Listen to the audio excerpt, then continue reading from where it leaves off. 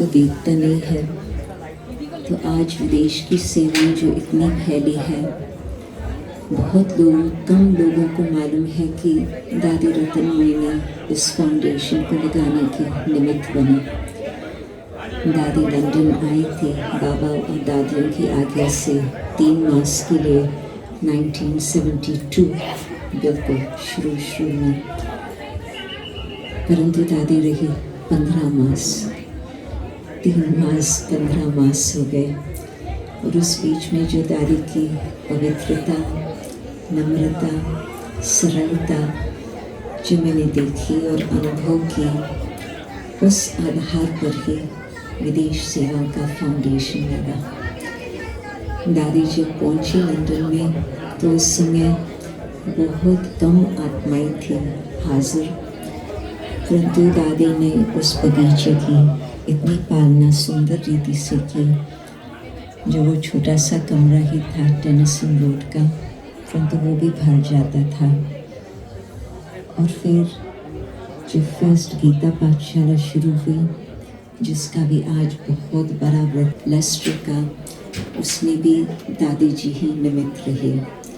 तो London Lester का foundation दादी ने जो डाला, आज बहुत फलीभूत होकर के सबको सुख दे रहा है। परंतु दादी की जो नम्रता थी, भारत में तो यहाँ पर उस समय दादियाँ दादी कहलाते थे और वहाँ पर तो हम भी दादी ही कहते थे। परंतु जो दादियों का थोड़ा सा यहाँ फिर भी सुख का जीवन था, वहाँ तो टोटल त्यागी जीवन थी। आप सोचो, दादी ही अकेला सवेरे खुद को मुरली सुनाती थी और फिर बाद में खुद ही जो कुछ करना होता था घर में, सब्जी बनाना, बाबा को भोग लगाना, दादी खुद से कुछ करती थी। हम लोग कई कारणों से फिर बाद में आते थे, रजनी बहन और मैं।